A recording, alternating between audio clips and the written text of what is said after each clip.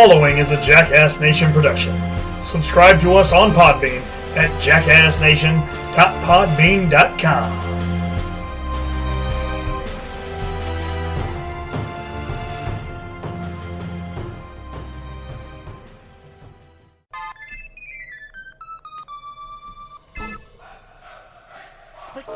Man, this beat is tough. Coming to you from the Kayfabe studio in Highland Park, Texas. He was born in Seaside Heights, New Jersey. Raised by Wilson Fisk on the streets of Hell's Kitchen, New York, and did his studies in FABOLOUS Sin City, Las Vegas. He's straight out of Compton and brought to you in part by the Offshoots Network.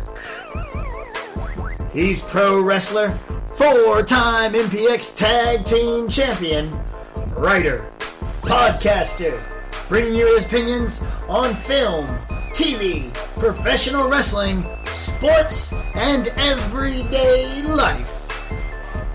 He is the Jersey Jackass, B to the C. And you're listening to It Is What It Is with the Jackass. On tonight's show, goodness gracious, apes on horses. And now, your host, the Jackass. Yo, yo, yo, yo, yo. It is what it is. And what it is what it is with the Jackass. This is your boy, the Jersey Jackass, B to the C. What's going on? Hit me up on all the social medias at RealJackassBC. That's RealJackassBC. That works on Snapchat, Instagram, Facebook, Twitter, and now the brand new Stardust app where you can see all my movie reviews, little 10-second spoiler-free reviews. Definitely go check that out. There's going to be one up for War of the Planet of the Apes tonight. Got a great show for you guys this week, episode 96. I've just gotten home from the gym. I've been hitting it hard because it is going down this weekend. MPX, Abuse of Power. It goes down at 510 Harwood Road, Bedford, Texas, the MPX Arena. This is going to be one hell of a show, guys, because as we all know, Creative has been running wild and abusing their power. And now it is going to be the Governor's team, Team Nigel, taking on the Creative team in a total control match. 5-on-5 elimination. After it's all over, either General Manager Nigel Rabbit or Head of Creative Richard Hill will be in total control of MPX. Now, Team Nigel has my boy, the Flying Asshole, Frankie Fisher, along with my boy, Mr. Mayhem, Stephen Kirby, along with my boy, the Outlaw, Randy Wayne, as well as Jason Silver and Frogger. How Frogger is a part of this team, and I am not. It is what it is. Do what you do. The Creative team has the Tommy Becker, has my boy, Scotty Murdoch, Classy Max Sterling, and the one, the only, Scott McKenzie, and a member who is yet to be named to take the place of the injured Eddie Scott, who is going to be the mystery member of the team. We do not know yet, but it is going down. You do not want to miss this. We will find out who has control of MPX. But that's not it, guys. Alley Cat makes her return to MPX this Saturday with the Queen of Mean, Claudia, in her sights. Claudia is already on the way to the Hateful Eight match on August 5th, but she better not overlook Alley Cat, because this kitty got some claws. Can't wait to see that fight. That's one's going down. And then, the star of the show, none other than Jackson Stone, is in the house, and he's taking on MPX original Unholy Gregory James. These are two of some of the greatest indie wrestlers working today. These guys both deserve contracts. Both deserve be on the grand stage. So you do not want to miss that match. It is going to be incredible. We will find out who the sixth person will be to qualify for the Hateful Eighth match this weekend. Two former Prospect champions face off when friend of the show, the Kingsman, Michael Schaefer, my boy, faces off against the Angel of War, Li Fang. I'm going to go with Michael Schaefer on this because Li Fang still owes me a t-shirt. He ain't got me a damn shirt yet. I want part of the Asian nation. I want a damn shirt because... well, basically, I could be your Gojira, all right? I can join the Asian nation. I could be Gojira, all right? Real talk. Let me in, bro. I'm just hollering at you. I'm just saying it could work. I'm just throwing it out there. Anyway, main event of the night. It is going down. I make my return to MPX. It's been a couple weeks since I've been out there, but I will be in the house because Prince Canoe wants competition. Well, you want competition? You're going to get some competition. How about the most decorated tag team champion in company history? The Prince is going to take on me, the Jersey Jackass, your boy, B to the C. And I cannot wait to throw down in a schmodown because I am the wrestling schmo. I'm one of you guys. We're going to go out there and we are going to wreck shop. Going to cut him in half with the Seaside Spear. Prince, baby, it's over. It's done. Your start, your shine in MPX, it wasn't that bright because I'm going to cut you in half, son. Seaside Spear. Do not miss out on MPX this weekend. It's going to be an awesome show. I know I'm excited for it. I know everybody else is excited for it. Make sure you come out to Big Shots after the show for the party. It is going down. Man, it's going to be a fun weekend. Going to be a fun weekend before San Diego Comic-Con. Guys, we are less than a week away. This time next week, I will be in San Diego for Comic-Con. I am uber excited. I hope you guys are too. Tonight on SCNS Live, we have our not MPX, look at that. Our SDCC hype show. We're going to be previewing everything we're looking forward to, talking about. Jason's got a lot of exclusive toys he's going to talk about getting, and I'm going to tell you all about where I'm going to be. Actually, I talk about it a little bit later tonight on the episode too, so be prepared for all that. But before we get in there, I got to remind you guys that from the Saturday morning cartoons that taught us everything we need to know to the modern classics that teach us what not to do, July's Loot Crate celebrates animation with an exclusive Rick and Morty item that will rickety wreck the censor bar, plus some awesome gear from Bob's Burgers, Futurama, and Teenage Mutant Ninja Turtles. Loot Gear is a monthly subscription box service which provides boxes of geek and gaming related merchandise, and as always has a monthly t-shirt and pen. So you can get a discount on your Loot Crate right now by going to lootcrate.com/SCNSlive or putting in the promo code SCNSlive when you check out at Loot Crate. You can also get to that by clicking in the link below in the description of this podcast. So do not miss out on that. If you want to see some of the cool things you get from Loot Crate, go to youtube.com/SCNSlive and check out our unboxing video. There's a brand new one up for June right now. Check out all the cool stuff that we got, and we opened it up. We showed you everything you can get from Loot Crate, Loot Pets, Loot Anime, all of it. Go and check it out. It is lootcrate.com/SCNSlive. So earlier this week, guys, I was getting a workout in. I was doing pretty good. I was hitting it heavy. I was hitting it hard.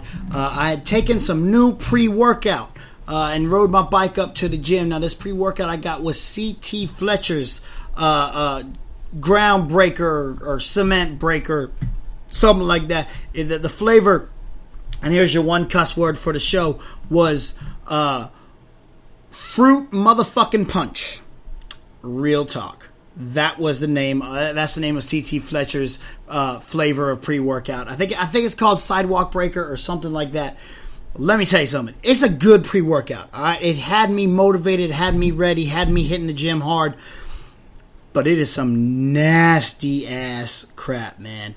It tasted absolutely terrible. Like I had to fight to get that stuff down, man. Oh, good Lord, was it bad. Oof.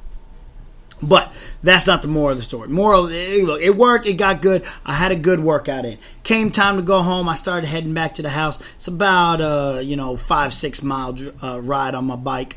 Not too bad. Only doesn't take too damn long. It's just on the bike, boom, real quick down the road. Got about half a mile away from the gym.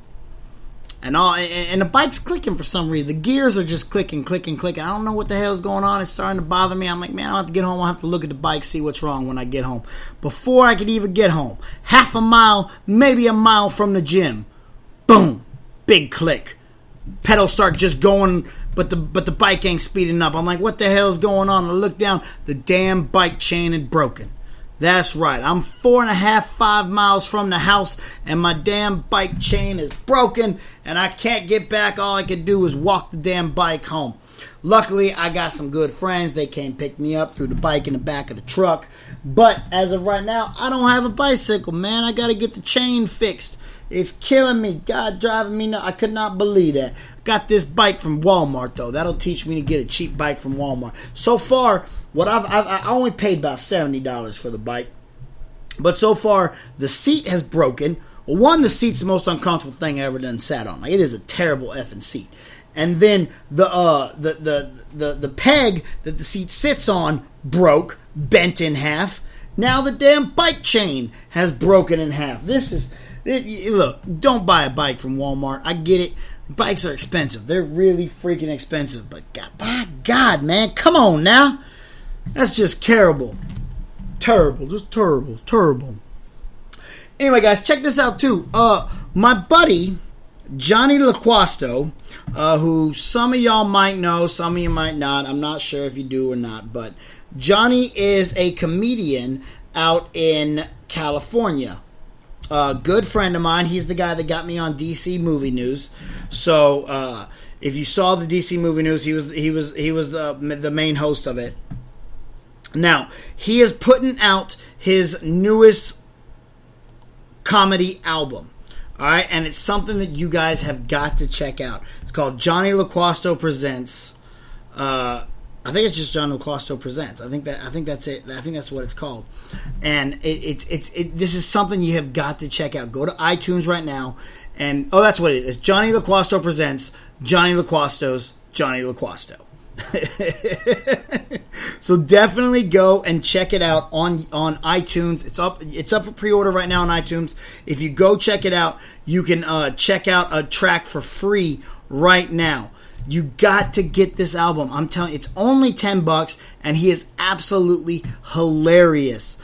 Do not miss out on this. Pre-order it. Help my boy out. Go get the pre-order right now. Matter of fact, I am going to put a link in the description below so that you can pre-order and check it out, because I'm telling you guys, this guy's hilarious. You will not be disappointed. As well as, speaking of good friends of mine, you also got to check out McConnelly Graphics, who finally put together, I'm getting the Jackass Nation t-shirt made. Alright, guys? It's probably going to be on TeePublic. You're probably going to be able to get it there. It's going to be pretty cheap. You're going to enjoy it. The Jackass Nation t-shirt is coming, so be prepared for that. I want to eventually get the Jackass Nation or the Jackass Nation We Want BC shirt. So that will be on the lookout for that one too. That one's going to be more of a on sale on location kind of shirt, but definitely check that out. Once again, also, do not forget to check out What the Force podcast this Friday night. I do not think I will be there, but definitely go to the Dweeb Factory YouTube or Facebook page and check out What the Force, because it's going to be another awesome show. Alright, guys, I'm done plugging stuff. I'm beat. It is 2:45 in the morning. I've got to get this uploaded. I just wanted to get this intro out here for you guys. So we're going to take our first commercial break. We're going to come back. We're going to talk some apes on horses. We're going to talk some Great Balls of Fire. And we're going to talk some San Diego Comic-Con. So we'll be right back after this first commercial break. Hi, my name is Dr. Jordan Hart, and I am the owner and sole doctor at Athletic Edge Chiropractic. And at Athletic Edge, we offer a variety of services to help you basically be the best that you can be. So we are a chiropractic office. We offer full chiropractic services, including extremity work, as well as a variety of soft tissue techniques and deep tissue laser therapy. So, if you're in need of some body work, give me a call. 214-883-9550. My email is drhartdfw@gmail.com.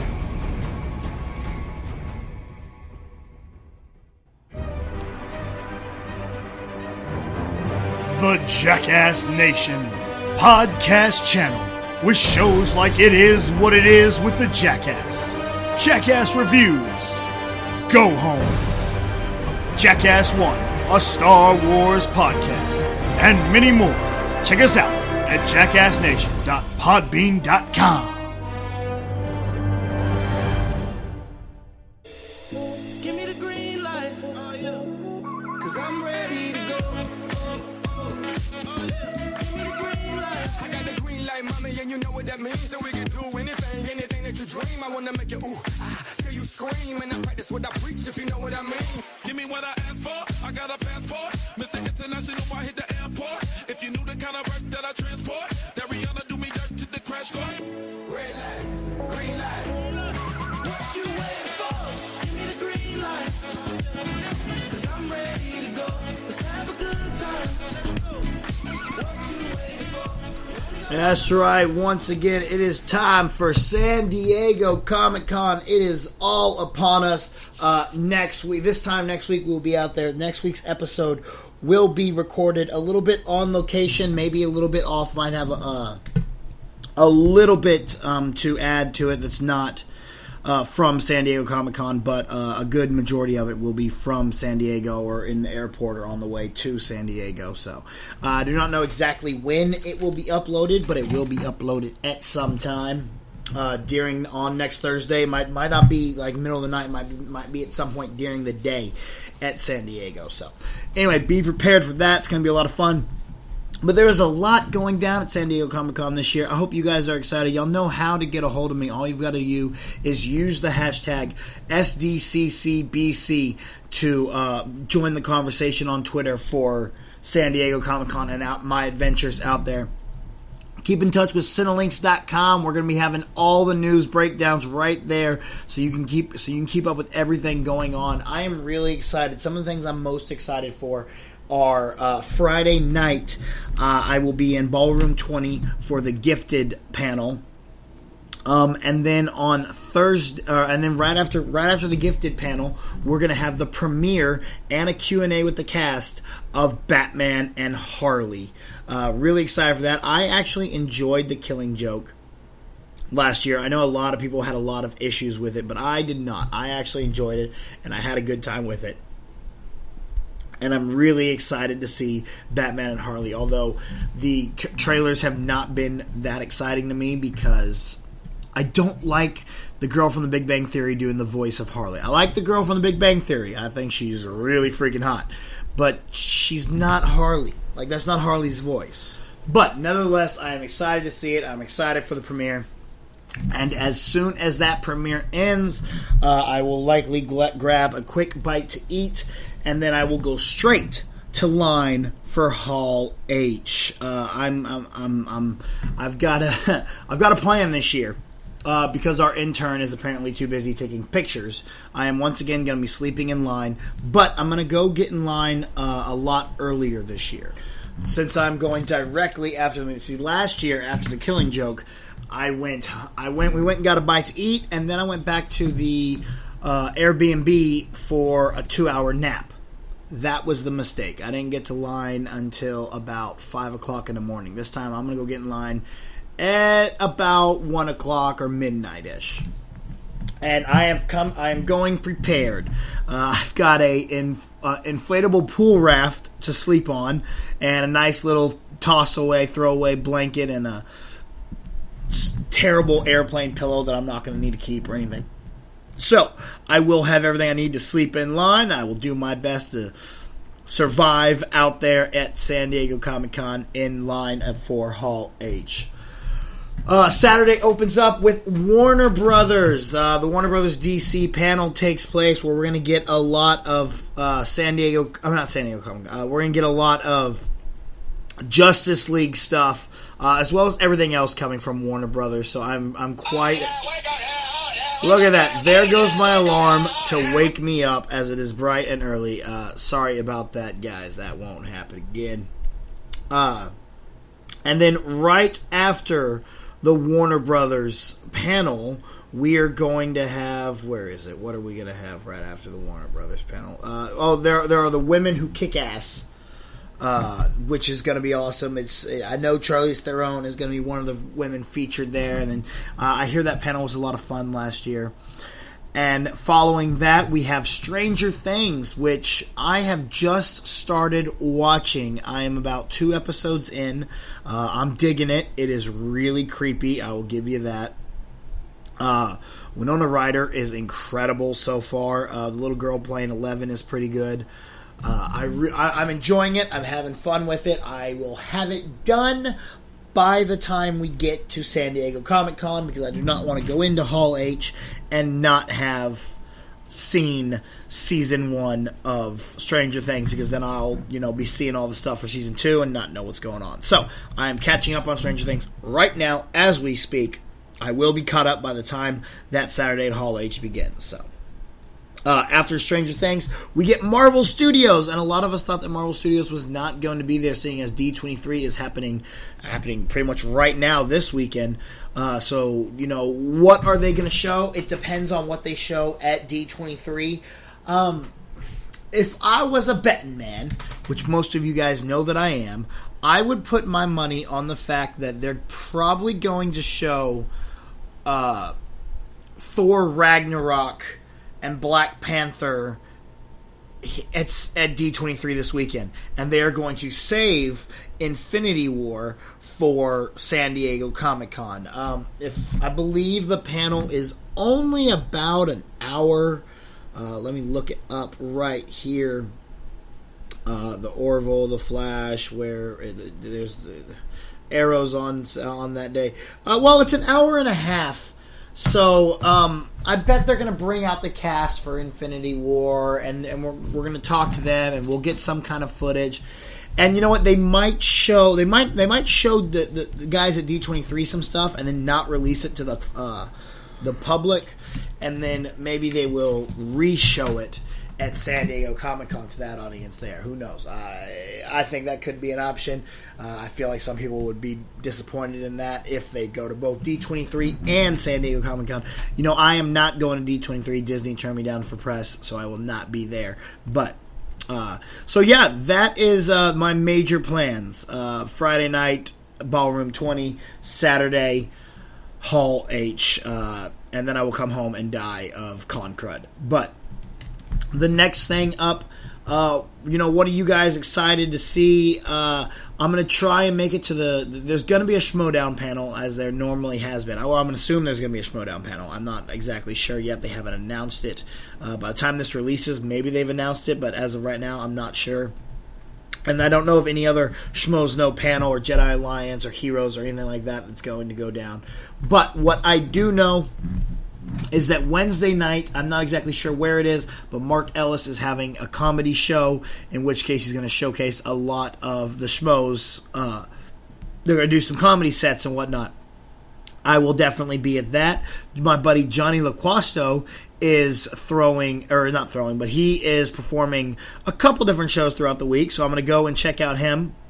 And then we have the Screen Junkies party. I unfortunately cannot go to the Screen Junkies panel because they put it directly during Batman and Harley, and I just cannot do that. I've got to be at Batman and Harley, so won't be at the Screen Junkies panel, which really sucks because the first year that I went was a lot of fun. I really enjoyed it. As far as John Campia's Masters of the Web panel, I don't know anything if he's having it or not. There has been no announcement, so we are waiting to see on that.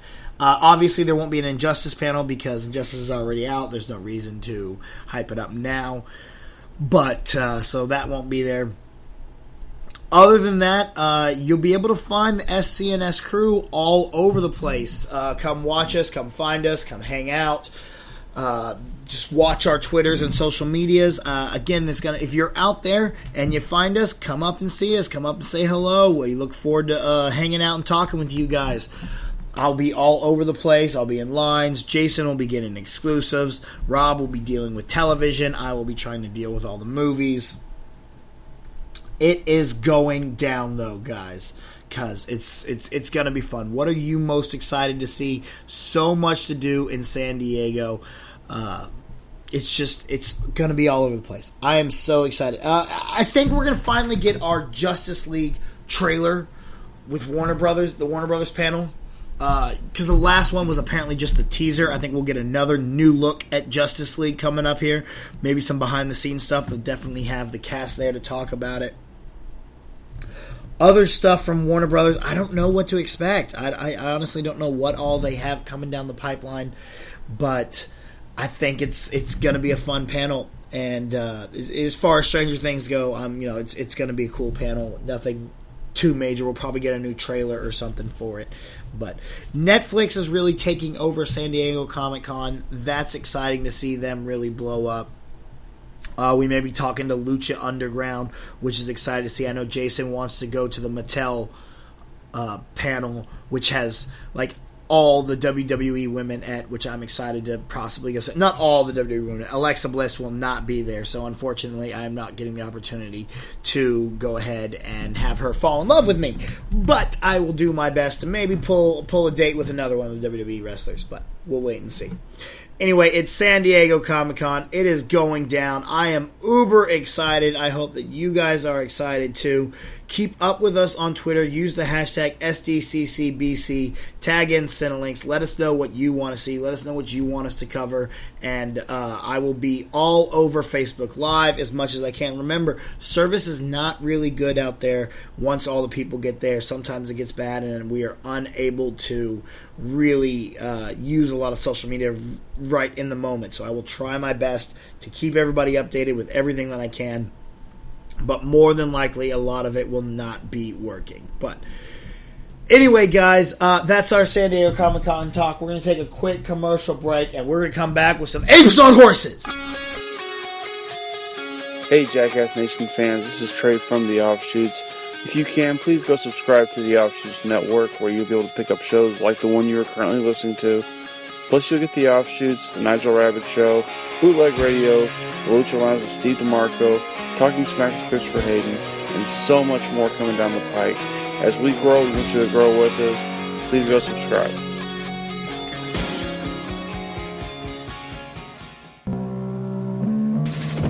Hey guys, Jason the X for SCNS Live. Make sure you check us out on youtube.com/SCNS Live. Every Thursday night, we got a live show for you guys. Please like the channel and subscribe to it for all your news, reviews, editorials, and more. We are powered by Cinelinx.com. And as always, keep on nerding.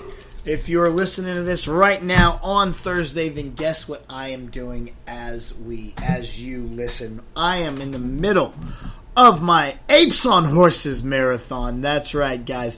Planet of the Apes, War of the Planet of the Apes, comes out tonight in theaters. I am going to see it. There's no doubt in my mind that it's going to be incredible. Jason got to see it on Tuesday night. He loved it, and he screamed out Apes on Horses when he left because it's Apes on Horses. I'm overly excited. I think that Andy Serkis deserves a freaking Oscar for his performance in these films. I think he is absolutely incredible. And he brings this character of Caesar to life. He makes us care more about Caesar and the apes than we do about humanity. Like, I'm on the side of the apes in these movies because they're just the better man, so to say. Like, there's more humanity in the apes than there are in the humans. And you just want to believe that Caesar and his community of apes are gonna make it out of this, and it is gonna be a Planet of the Apes, which is, if you know history, that's what's gonna happen. Because eventually we have to get to the Charlton Heston Planet of the Apes, where they blew it up! You maniacs! Why?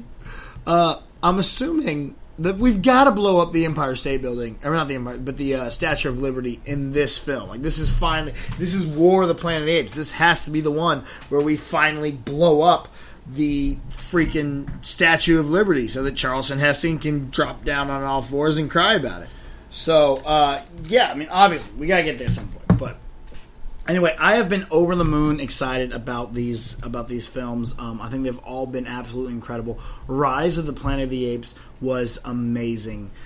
When you saw what Andy Serkis did with Caesar in that film, and to see Caesar grow as much as he's grown in the past two films, I'm so excited to see where he goes in this one. But what he did in Rise of the Planet of the Apes was amazing, because he really made you feel about this ape, and you really understood, how this epidemic began. You really actually saw the rise of the Planet of the Apes. It was perfect. It was done so well, and there's even a big action sequence at the end, and it's not over the top or unneeded or unwarranted. It's perfect because these apes Caesar's just trying to get apes with him to get him to the redwoods. He just wants to go to the trees, and they don't want to fight. They don't want a war. They just want to go to the trees. And it was man who made the disease that ended up killing them off, or thinning out our numbers, I guess, so to say. But James Franco was absolutely incredible in there, and so was John Lithgow, man. I mean, he was just amazing, and he himself should have been nominated for an Oscar. And then we get to Dawn of the Planet of the Apes, and this one is even more epic. Matt Reeves steps in to direct, and he is incredible and on point, which makes me really excited for his Batman movie. But Dawn of the Planet of the Apes really upped the ante there and really gave us more to the character of Cuba. Cuba.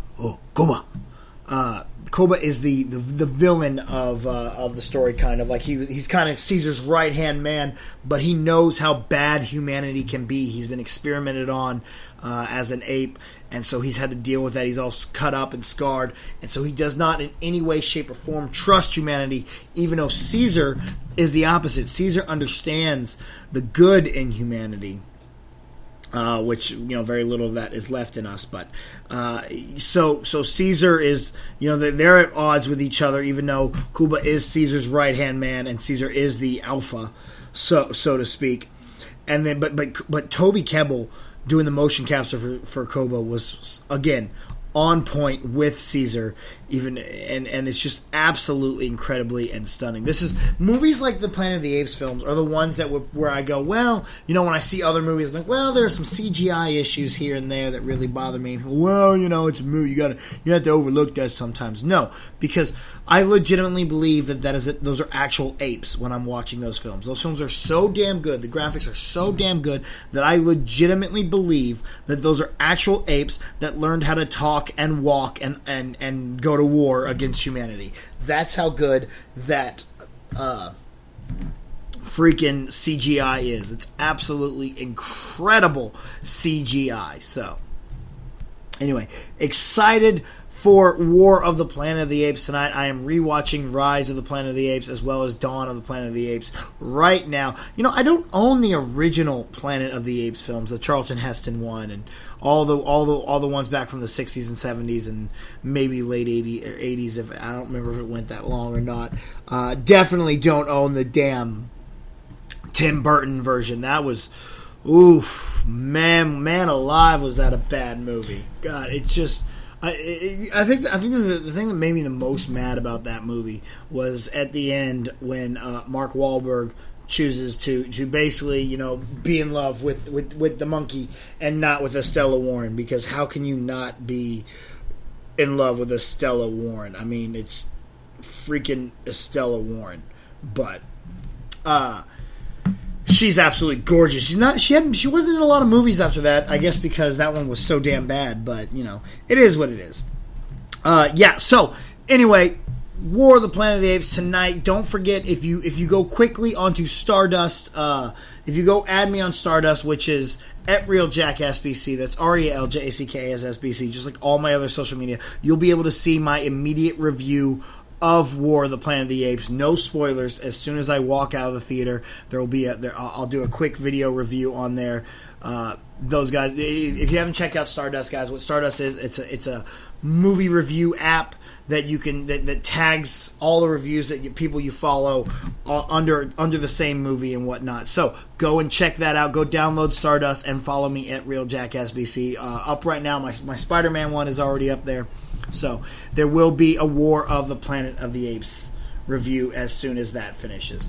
All right, now before we get up out of here, we have Mr. Rob Entropy asked me to go ahead and rank all of the Planet of the Apes films, starting with the first one in 1968 and all the way up to today. Now this is last minute. I'd really have to go and rewatch the original 5 films again to really rank them. I haven't seen them since I was a kid.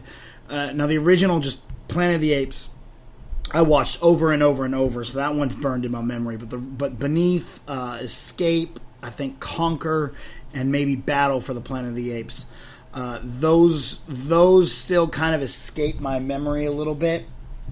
But I'm going to do my best to rank them from memory here. So this is not a definitive ranking. This is just off the top of my head. This is how we're going to do it. So we will start with the best, obviously being Dawn of the Planet of the Apes. That one's absolutely incredible. And this is not going to include the television series or or War of the Planet of the Apes, because I haven't seen War yet. I'll see it tomorrow night. Or tonight as you're listening to this. So I'm going to go with Dawn of the Planet of the Apes as my number 1, with Rise of the Planet of the Apes at number 2, and the original Planet of the Apes at number 3. We would go ahead and put Escape from the Planet of the Apes at 4. I believe that was the best of the sequels. And then we'd go Beneath the Planet of the Apes at 5. Conquest of the Planet of the Apes at 6.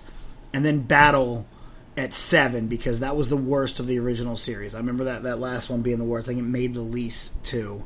And then the remake, the 2001 remake, Planet of the Apes, is the absolute worst. Like, that one is absolute and utter garbage. But so yeah, that's my my current off the top of my head ranking of the Planet of the Apes films. Shout out to Rob Entropy for sending it out there. Speaking of Rob Entropy, me and Rob both got the opportunity to go to WWE Great Balls of Fire. We had an absolute blast. It was so much fun, and I'm going to talk a little bit about that right after Rob tells you all about channel control. We'll be right back.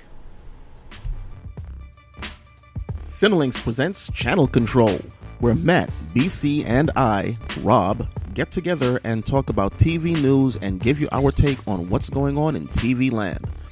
We'll also take you channel surfing, where we talk about what shows we watched that week and what we've liked about it. Find out what shows have been renewed or canceled, or just find out what TV series has been released on DVD, Blu-ray that week. Channel Control is a weekly YouTube show, so head on over, subscribe, check out our videos, give us a like, turn on your notifications so you know when our new shows are up, and you can also follow us at Channel Control on Twitter. And now, back to BC. Thank you, Rob. Definitely check out Channel Control. Goodness gracious, Great Balls of Fire happened this weekend right here in Dallas, Texas. It was a lot of fun. I had an absolute blast there. It's always fun to go to WWE events live, and especially when me and Rob go, it's always a blast to hang out with Rob. We had a private box that was really cool to sit in. Great seats, really good view. The box next to us, I don't know who this guy was, but this dude was somebody important. This dude was important. He was a big guy. He was somebody, because the girl he was with was too damn hot to not be somebody. So, yeah, there's no way. But he was nice dude. I never got his name or nothing. We just talked wrestling here and there throughout the show, and she was all into it, and she was a lot of fun. Me and Rob had a blast. We had some good food, good seats, good time. The show itself, Jason really disliked it. And if y'all listen to Go Home, Jason, Rob, and I talked about it. And Jason disliked it so much that he canceled his WWE network. I think that's the dumbest idea on earth, because why would you cancel the network when you're gonna keep watching, you know that. And it's not just the fact that you get $40 pay-per-views every single month for $10 a month. It also comes with the backlog. They just put out all of WWECW up there.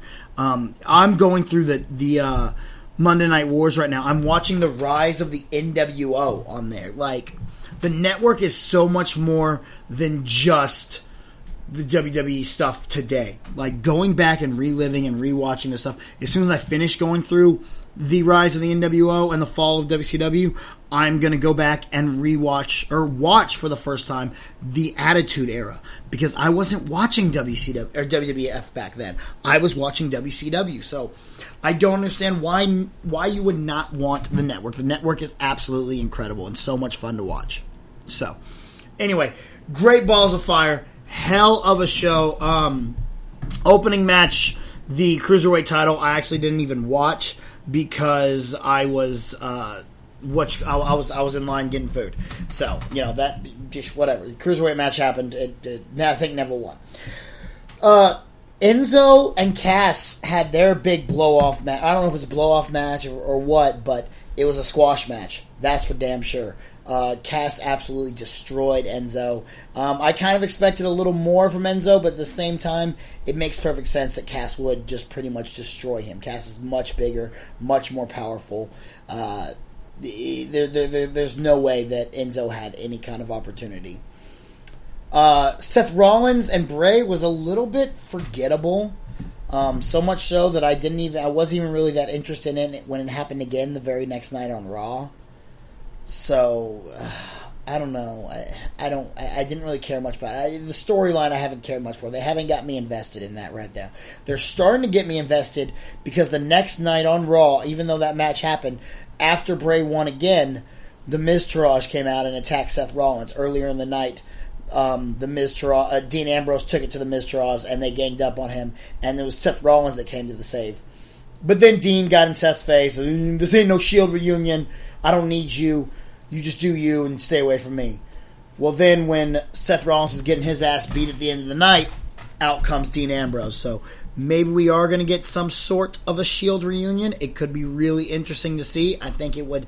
I honestly think it would help Roman Reigns' story if you did get the Shield reunion. But that makes me a little more excited because I'm not excited for Miz and Dean Ambrose anymore. I want Miz and Dean Ambrose in because I want Miz to move on to more talent.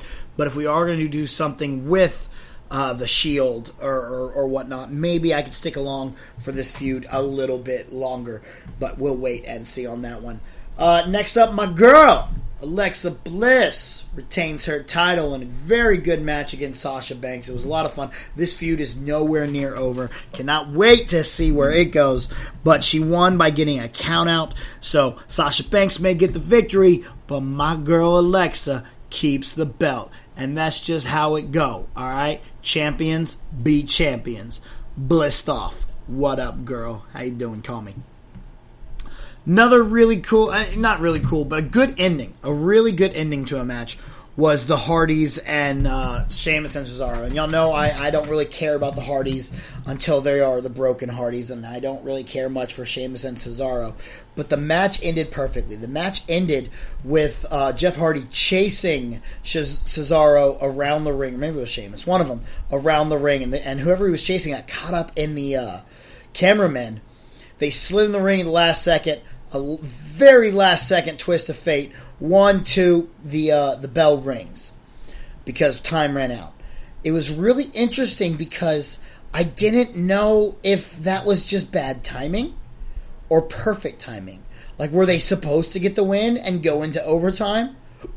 Or was that just, perfect timing? Because it really was. If that's how that was supposed to go, that was the best timing I have ever seen. That was incredible.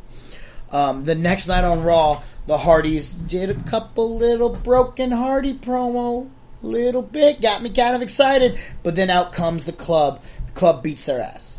And then out comes the revival. And the revival beats their ass for no reason. Maybe we're breaking the Hardys. Maybe it's time to be deleted. Delete.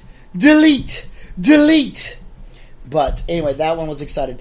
The ambulance match. Couldn't care less for the majority of it. None of it was really that cool. The first finish was cool. Where he goes for the spear and Braun moves out of the way and he just dives into the freaking ambulance. That was absolutely incredible.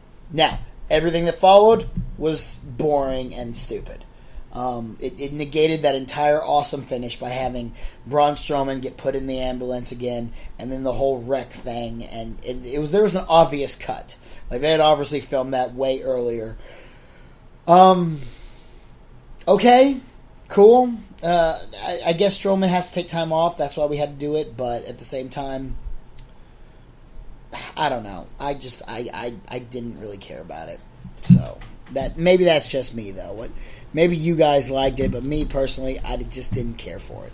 Because I love the ending of Roman going for the spear and Braun just kind of sidestepping him and him diving into that damn ambulance and him closing the door. That was perfect. That was such a cool ending. And I just felt like they ruined it by adding all that extra crap to it. But I don't know. Plus, I honestly don't know what to say. It bothered me, but it is what it is. It's Roman Reigns. They're going to keep pushing him. As far as Brock Lesnar, Samoa Joe goes, I love the match. I thought it was really cool. It was hard-hitting. It was brutal. I was on my feet through the entire thing. I really thought Joe was going to kick out there at the end. I thought there's no way that we end this with one F5, but boom, F5 and Joe's down. So it was very interesting to see them go that route. Either way, I thought that was a really fun match, and it went how it should have gone. Aside from, I think they needed 2-3 more minutes and a little bit more into the finish. Maybe another false finish or something in there somewhere. But that's how that fight would go. It'd be hard hitting. It'd be close knit. It'd be knees and punches and all that stuff. So I really liked how they set that up, and I enjoyed it. All in all, I thought it was a fun pay-per-view. I had an absolute blast being there. My seats were phenomenal. Whoever I was sitting next to, that guy was cool. His girl was so damn fine. Me and Rob had a blast. Pretty sure Rob had fun. There's a video up on Rob's YouTube channel or on Channel Control channel of the fun we had. A couple of the videos and whatnot. Some of the wrestling that went down. Such a blast. Hope you guys enjoyed the pay-per-view as much as I did. I hope you enjoyed Raw. There will be a new episode of Go Home to talk WWE Battleground the week right before Battleground hits, so be prepared for that. Go Home was a really good episode this past. If you've already watched Great Balls of Fire but you didn't get a chance to check out Go Home, go check it out anywhere. It's still a really good episode of Go Home. I really enjoyed this one. Really, really fun. So, alright guys, we're going to take our final commercial break and we're going to come back. We got one audience question because I didn't put it out there till really late, so I do apologize for that. And then we're going to take questions and then do a little bit of some box office predictions.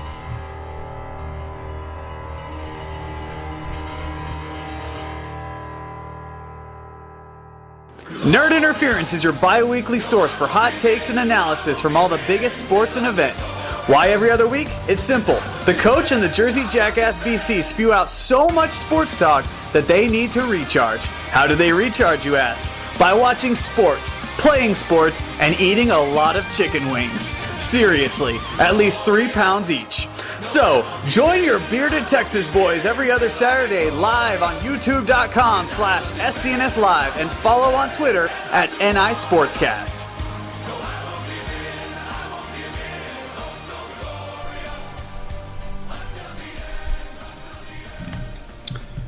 Alright, welcome back. Our only audience listener question today, because I didn't put it up until way late. I was literally recording as I put the Facebook page up there. Remember guys, I can no longer ask for questions in the MPX Addicts page. So if you want to get your questions answered, you got to go over to any of my fan pages whether it be the Jackass BDC or Flying Jackasses or the Jackass Nation. It is what it is. Or my own personal Ben Campbell page. Or you can also check out on Twitter, just use the hashtag IiWiIJA. I check that out all week long. And if you have any questions, I'll always put them in there. So the only question today comes from Phil Woodyard, and it is not a pain in the ass to actually answer. While he said he may have a supplemental one that required me to translate several phrases into German, I'm glad that's not the one he asked. He said, will we ever see the X-Men and the Fantastic Four in the MCU? Well, Phil, I'm going to let you know. Never say never. However, never. We will never see the X-Men, at least in this incarnation of the MCU. Maybe 30, 40 years down the line, something will happen and all studios will combine and make one giant studio or something, and maybe we'll see it again. But the X-Men I don't think the X-Men will ever be in the MCU. The Fantastic Four, on the other hand, is a very viable option to have in the MCU. Because if Fox screws it up one more time, I think they might just give it up. I think when this next one comes out, and once again we just don't answer it and don't care for it, I think there is a chance that reverts back to Marvel, and we can see the Fantastic Four in Phase 5 or 6 somewhere down the line if the MCU continues to go as strong as I think it will, because I think the MCU and the superhero genre, I know a lot of people talk about superhero fatigue and whatnot, and I completely disagree. I think there is no superhero fatigue, because it is its own genre now. There are superhero films, and there are different types of films within the genre. Ant-Man was a heist. Doctor Strange was a borderline horror movie. Winter Soldier was a political thriller. Spider-Man Homecoming is a coming-of-age film. Wonder Woman is a period piece. Like, you get so many different types of films within the superhero genre now that I don't think that it's going to go away, and I think it's going to continue to stay as strong as it has been running right here. I'm fine not seeing the X-Men in the MCU. I don't want to see the X-Men in the MCU. The only way I would have wanted to see it is to see Hugh Jackman's Wolverine in this MCU, but the next Wolverine, I don't really, and who knows, maybe the next Wolverine is better than Hugh Jackman. I highly doubt that, but maybe it is. But as of right now, I like that Fox has the X-Men and they can expand their own universe there. I would love if they could get the Fantastic Four right. I just don't know if they can. And I think the way to get the Fantastic Four right is to, in this next X-Men movie, introduce Reed Richards as a colleague of Xavier's. Like, why are you not trying to cross that? Why would that not be the way you go? You're doing so good with it as is. Just make it work. Come on. But I don't know. Maybe that's just me, guys. All right, let's look at the box office and check this out. Last week, my predictions were, let me pull this up here. I said we're going to have Spider-Man Homecoming at number 1, Despicable Me at number 2, Transformers at number 3, Baby Driver at number 4, and Wonder Woman at number 5. And I also said Spider-Man Homecoming was going to pull in $105 million. I was about $12 million off, as it pulled in $117 million. The domestic this weekend last weekend to pull in that number 1 spot. Despicable Me dropping 53% to pull in $33 million. Baby Driver coming in at the number 3 spot. I thought I was going to have a bigger drop off, but it only dropped off 36% to pull in $13 million. Wonder Woman hit that number 4 spot, sticking right where it was, also dropping 37%. For a $9 million spot. Transformers 5, The Last Night. We have finally spoken, and we have said enough, because it dropped 62% to only pull in $6,000, bringing the total domestic gross to $118 million. That is not good for domestic Transformers. Worldwide, it has almost $500 million, so you can't say that it's doing that bad but given similar movies like Transformers, let's see if I can pull up here what the last Transformers did on second weekend. Let's see what we can find here. I'm using Box Office Mojo, so give me just a second to see if I can pull it up. And I'm having a hard time finding it, so F that. It doesn't matter. Either way, that was not good, guys. It definitely hurt it. I think American audiences are finally saying no. Like, we're sick of this crap that they're putting out, because 4 was not good, and 5 is arguably almost as bad, if not worse. I do think it's better than 4. Me, personally, I find it to be a lot better than 4, but again, that does not say much at all. So, alright, what we're looking at this weekend is obviously Apes on Horses. I'm so excited. I cannot wait for War of the Planet of the Apes. We are also getting Wish Upon, and the Big Sick is going to wide release. Lady Macbeth hitting limited release, but let's see here. If we're going to look at what's going to make War of the Planet of the Apes is obviously going to come in at number 1, and okay, what is it going to make? What's a good number for War of the Planet of the Apes? Let me see what Rise of the Planet of the Apes opening weekend pulled in 54. Dawn of the Planet of the Apes pulled in 72 opening weekend. I think we're going to do a little bit better than that. I'm going to go 85. That's what I'm going to go with. I think War of the Planet of the Apes pulls in around 85 million opening weekend. It's going to be huge. It's going to be great. That's going to be my prediction. Let me make sure I can write this down right here. So we're going War first with 85 million. Second up, I think Spider-Man Homecoming is going to stick in there. And Despicable Me is going to come in at third. Still, I'm going to put Wish Upon right there at number 4. And let's go ahead and keep Baby Driver in there at 5. Maybe Baby Driver has enough to stick around. Or does it drop and Wonder Woman stick in there? No, I think I'm going to go Baby Driver. Yeah. I'm going to go War of the Planet of the Apes, Spider-Man Homecoming, Despicable Me, Wish Upon, and Baby Driver coming at number 5, because I did really enjoy Baby Driver. As of right now, Baby Driver is in my top 5. However, it is probably going to drop out this weekend, because I think it is at number 5. And I think War of the Planet of the Apes is going to push in there. I'm really excited for this movie. I honestly cannot wait. I think it is going to be absolutely incredible. But what are your box office predictions? Holler at me. Use the hashtag IiWiIJA. You know, guys, I love being able to sit here and talk to you guys, whether it's on It Is What It Is, or Jackass Reviews, or Go Home, or even Jackass 1, a Star Wars podcast. I love having conversations with you guys right here on the Podbean channel, on all my different podcasts, on the Jackass Nation.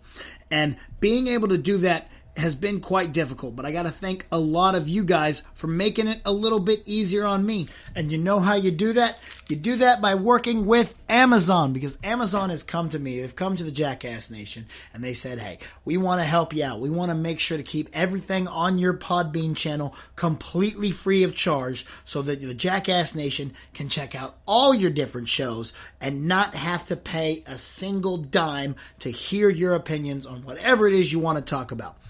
All you got to do is use this link. And so what this link is, that you can find in all the description of every podcast I have, as well as on my Twitter, normally pinned to the top of the profile. Sometimes there's something else there, but I always tweet. I like to tweet it out on Tuesdays around the time I wake up, but it has the link that you click on and it takes you to Amazon. Now what this link does is it just takes you to Amazon. It doesn't take you to like my specific Amazon, it doesn't take you anything else. It just takes you to Amazon. Instead of typing in www.amazon.com, all you do is click this link, maybe even go and bookmark. Once you click the link, then hit that bookmark, and then every time you go to Amazon, use that link, and whenever you buy something, Amazon says, hey, this guy bought it from the Jackass Nation link, therefore, he is a listener of the Jackass Nation. So, let's give a little bit of money back to the podcast channel so that they can continue to provide all of the content free of charge. That's right. Amazon throws back to me just because you clicked on a link and bought from there. It doesn't make anything more expensive. It's still the exact same price as it would be. There's no upcharges or surcharges or hidden fees. It's just Amazon, and they're just saying, this guy's a listener of the Jackass Nation, and they like to use Amazon, so let's give back to the Jackass Nation. Let's make sure everyone continues to get all this content absolutely free of charge. So once again, make sure to click that link in the description of this video or on my Twitter. Alright guys, I'm going to get up out of here. Do not forget to check out SCNS Live tonight. It is our San Diego Comic-Con preview. It is going down. I'm pretty sure Jason's War of the Planet of the Apes review is up on Cinelinks.com, as well as I think he's putting a video up to review it on the SCNS Live channel, so definitely check that out too. Don't forget to check out Cinelinks.com for all your news, reviews, editorials, and more. Nerd Interference, I know you heard the commercial for it. There will not be one again this weekend with Matt out of town and me going to the Catalina Wine Mixer and wrestling. There's just not any time to do it. So that will not be possible. What else do we have? I got MPX this weekend. The Prince. Me and the Prince are throwing it down. I'm going to knock his ass out. I'm going to cut him in half. I'm going to drop the order 66 on him. Do whatever it is that I have to do to once again get a win. I hope you guys are out there. It would really help me if you were out there. The more people coming out there lets management know that you want to see me. So please come out, support MPX, support the Jackass Nation. Be there. Don't forget to use the hashtag SDCCBC to let me know what it is. Join the conversation of San Diego Comic-Con, what you want to see. I will be out there. I'm having fun. There will be an episode next week. Not exactly sure what it'll be. I'm thinking about doing my top 10 comedies. I don't know if I'll have it completely done in time, but I will definitely try, you guys. And other than that, it's been great. Y'all know how to hit me up on all the social medias. At Real Jackass BC, that's RealJackassBC. It works on Snapchat, Instagram, Facebook, Twitter, as well as the new Stardust app. Hell, use it on Xbox Live. We can play some Injustice. Let me know what you guys think. It's been a lot of fun. Use the hashtag IiWiIJA, and we will see y'all next week. It is what it is. Ladies and gentlemen, thank you for listening to It Is What It Is with the Jackass. Follow BC on Twitter at RealJackassBC. Subscribe on Podbean.com to Jackass Nation. And subscribe to the Offshoots Network on iTunes. Views and opinions expressed by BC do not necessarily reflect those of the Offshoots or Podbean. We'll see you next time on It Is What It Is.